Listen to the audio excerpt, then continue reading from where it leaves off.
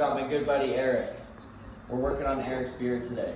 These are the specs with Eric's beard. He's got a narrow face shape through here, so we use the beard to create more of a square shape.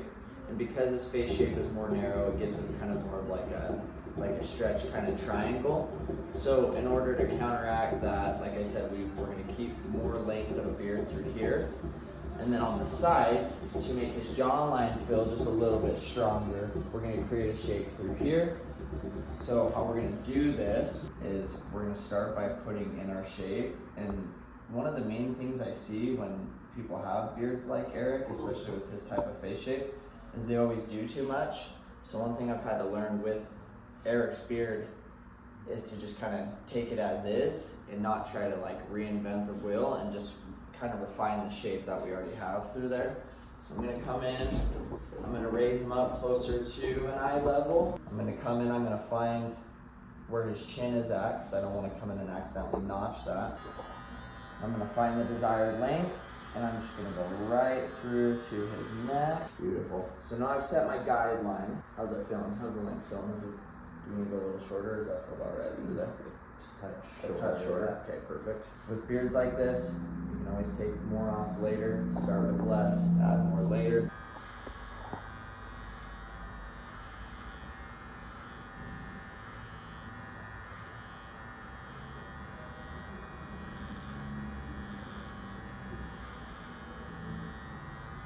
How's that feeling? I'm going to clean all that other stuff up too. Okay, so now essentially what I've done is I've created my guideline, okay? This is my guideline. This is the length that everything else is going to play off with that beard. So now when I turn him to the side, what I'm looking at is I want to create a strong jawline shape that is going to connect this point to this point over here. So that angle is right there. So I'm going to come in and I'm just going to connect my dots. Now we've created shape that direction. Now let's turn them the other way, connect the dots over here. So I've got my point right here. I've got a point up here. We're gonna connect. I wanna cut all that stuff off underneath. Beautiful. Now we've got our shape that direction. It's looking pretty good. Let's double check, make sure it's even. It's a little touch up to do. Okay, so now we've got our desired length, not layer. We've got our desired length with this beard. So now what I'm going to come in and do is I'm going to pull everything out, and everything that sticks out of this shape, I want to clean it up. However, with his face shape, this hair through here is very important to keep. If I take too much off of this, next thing we know, we've lost all the squareness on his beard, okay? So I'm coming in, I'm pulling all of this stuff out. I'm just lightly rounding the edges off of his beard. Notice I have an anchor point right here.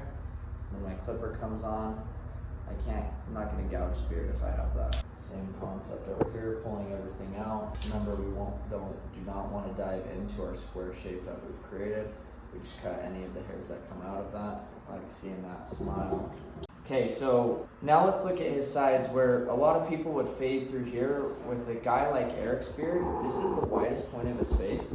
So if I start fading into here, I'm not really going to be able to keep the squareness of the shape. So all I'm going to do is I'm going to keep most of this length through here, but I'm going to pull this out, and just like I did on the edges of the beard, I'm just going to pull this out, and whatever sticks out of my square shape, and then I'm going to come make it look nice. But now if we look, this is all cleaned up, it's kept square and cleaned up now. So anyways, let's do this other side. Doing it's one thing, trying to explain it, that's another thing, you know? All right, okay, shape feels good. Okay, we've got our shape, it looks good. Now it's just time for some refining stuff. He's not growing out a mustache right now, so we're just gonna do a nice tame mustache. We're gonna hit these lines, we're gonna keep our lines high. We always wanna keep our lines high so we can frame the cheekbone as much as possible.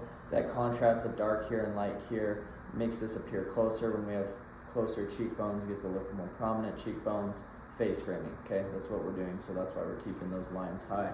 So I'm gonna come in with my trimmers, and I see a pretty good line right there that's perfectly high. I'm just gonna come in and just barely notch that line. Make sure everything's cleaned up. You lift your head up for me real quick. Now we'll hit this side of the mustache. Down. I like to come in with his, we're just gonna kind of keep it right down below the lip line. So I'm coming in. You could do this with scissors as well. Either one works. Coming in, blending the mustache to the beard now. Creating a layer right here. Come around to this other side. Yeah, perfect.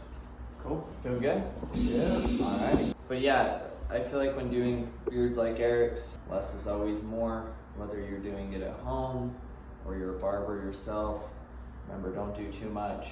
His beard doesn't need too much. It needs a good shape, it needs high lines, and it needs to accentuate the features he already has on his face. So that's pretty much it.